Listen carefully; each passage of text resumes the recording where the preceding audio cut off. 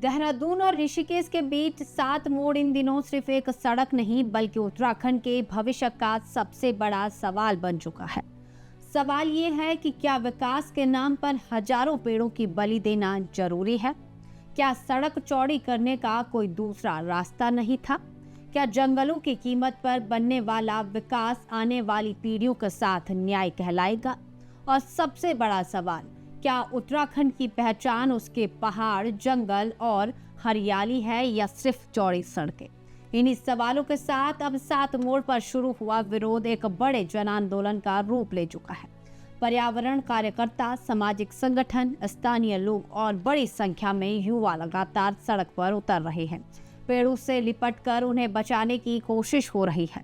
पर्यावरण संरक्षण के गीत गूंज रहे हैं, नारे लगाए जा रहे हैं और सड़क से गुजरने वाले हर वाहन को रोककर लोगों से इस मुहिम में शामिल होने की अपील की जा रही है। संदेश साफ है, अगर आज पेड़ नहीं बचेंगे तो कल जंगल नहीं बचेंगे।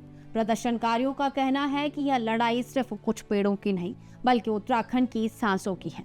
उनका दावा है कि भानियावाला से ऋषिकेश तक इस सड़क पर ऐसा ट्रैफिक दबाव कभी नहीं देखा गया जिसके लिए इतनी बड़ी संख्या में पेड़ों की कटाई जरूरी हो। उनका सवाल है कि क्या हजारों परिपक्व पेड़ों को काटने से पहले सभी वैकल्पिक विकल्पों पर गंभीरता से विचार किया गया? क्या सड़क का डिजाइन बदला नहीं जा सकता था? क्या पर्यावरणीय नुकसान को और कम नहीं किया जा सकता था? समाज सेवी कई पर्यावरण प्रेमियों का कहना है कि विकास का विरोध नहीं है, लेकिन ऐसा विकास स्वीकार नहीं किया जा सकता जिसकी कीमत जंगलों को चुकानी पड़े।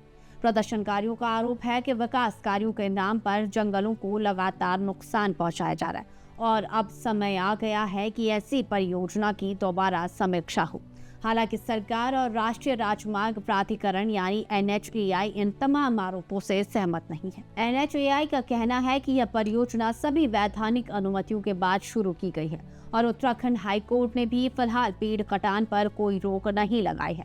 विभाग का दावा है कि परियोजना में पर्यावरण और वन्य जीव संरक्षण को प्राथमिकता दी गई है। हाथियों की सुरक्षित आवाजाही के लिए 5 अंडरपास बनाए जा रहे हैं और प्रभावित वृक्षों में से 754 वृक्षों का फॉरेस्ट रिसर्च इंस्टीट्यूट के वैज्ञानिक आकलन के आधार पर ट्रांसप्लांटेशन किया जाएगा। NHAI का यह भी कहना है कि पेड़ों की कटाई को लेकर कई तरह की गलत जानकारियां फैलाई जा रही और उच्च न्यायालय अवमानना याचिका को भी खारिज कर चुका है। लेकिन इन दावों और विरोध के बीच सबसे बड़ा सवाल अब भी अपनी जगह खड़ा है।